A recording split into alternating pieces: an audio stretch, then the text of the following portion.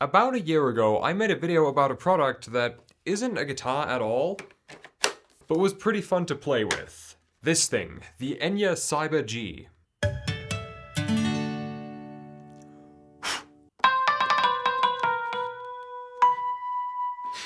It's essentially a vaguely guitar-shaped synthesizer MIDI thing that lets you play around with chords and melodies using either this key module, this sort of guitar pick module, or one with guitar strings on it that I don't have. I had fun messing around with this, and on occasion I still do because it's still kicking around my living room, but my big criticism of it at the time was the price point. Now, it was higher at the time because the product was new, but it still sat somewhere between 300 to 400 euro, which is fairly steep for something that it's fair to say you won't be creating any publishable music with. Now, somebody like David Glover is the exception to this.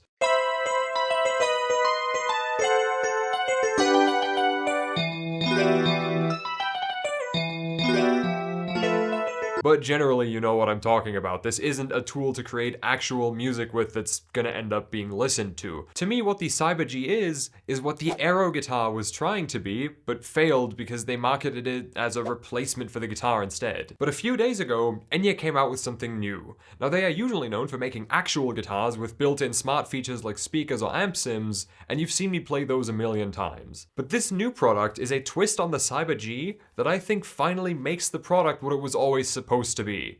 This is the Cyber G Pocket, and I know it doesn't look like it right now, but that's kind of the cool bit, because to me, the actual chord strummy bit is totally secondary in this product, and I love that. So before we move on, yes, you know the drill, I'm being paid for my time to make this video, but if you've ever seen any of my reviews ever, you will know that I do not lie to you for a paycheck. If I was gonna do that, I would have either studied law or named my channel Music as Win.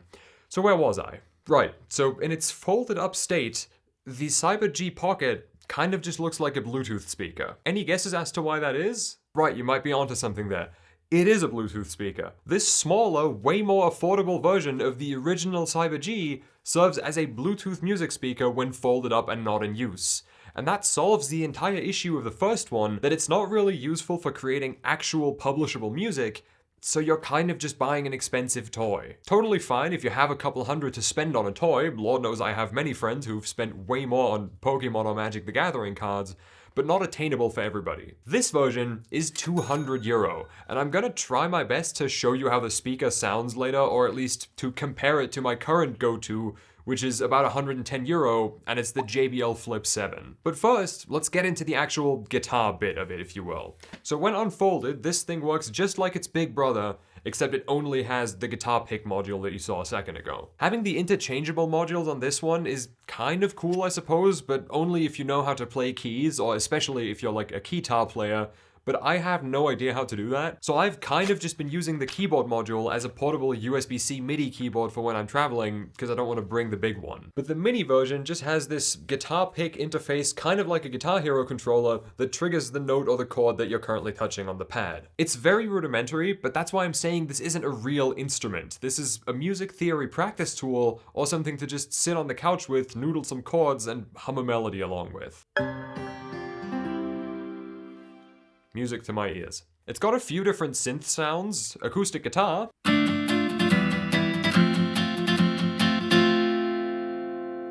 what I presume is ukulele,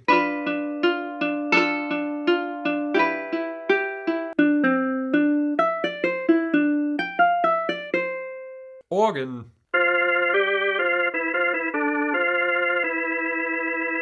and a flute sound. On something like the flute setting, which is polyphonic, so it doesn't play chords, it plays one note at a time, it actually has 2 octaves of all 7 fundamental notes. And you could see this if I had torn the sticker off. So the fretboard, if you will, is sort of visually split into 2 halves. The bottom half plays the higher octave, and the top half plays the low one. And if you're using a setting that plays chords, then the upper half repeats the phrase twice, and the lower half repeats it once. This pad at the very bottom lets you set the tempo with the tap function, and then activate a drum beat, and you can just sort of schnoodle over it with some chords or phrasings of your choice, and it's good enough to kind of keep you busy if you're watching a movie on TV and you don't want to scroll TikTok while doing it.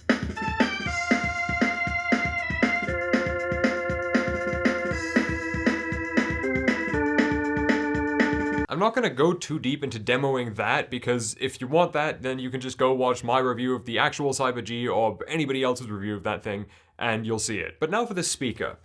I was wondering how good this was going to be, because obviously they had to strike a balance between a good speaker for finished, mixed and mastered music, and a speaker that was good for random unmixed synth sounds.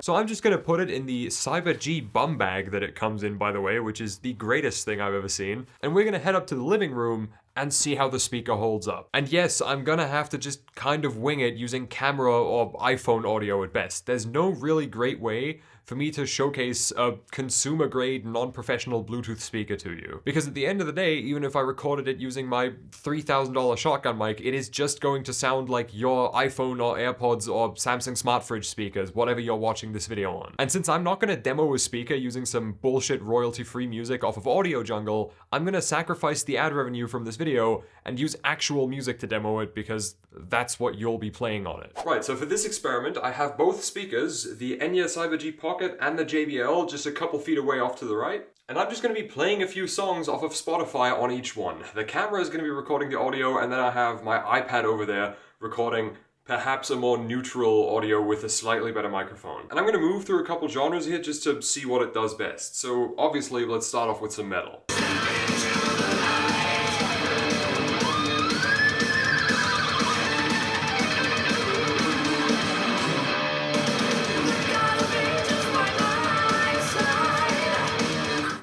Alright, let's do that same thing on the JBL.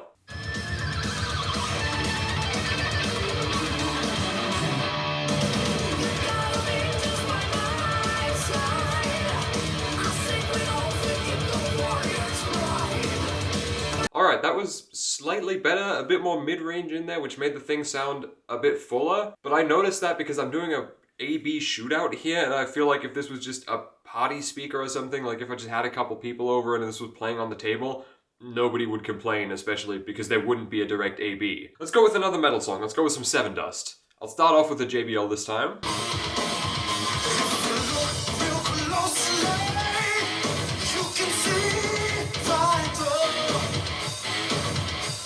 Alright, pretty good. Gonna switch back to the Cyber-G.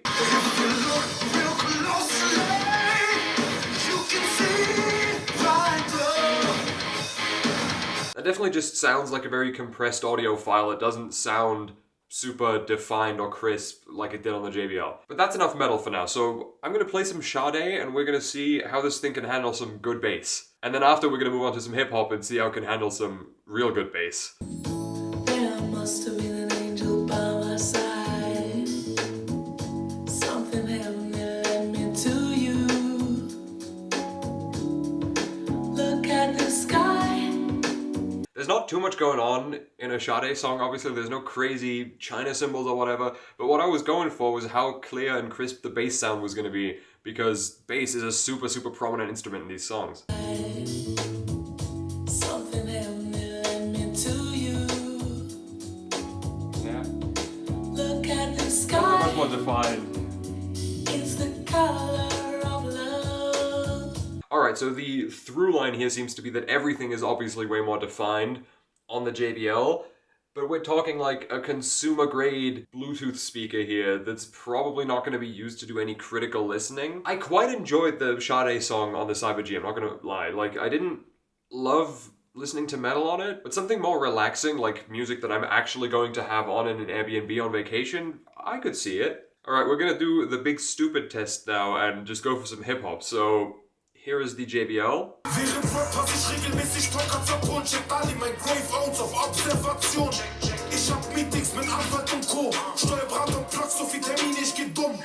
The JBL isn't super defined in the low end here, right? Like some really stupid 808s are definitely going to blow the speaker out on this shit and not make it sound very good. But the JBL is only supposed to be our reference, so let's see.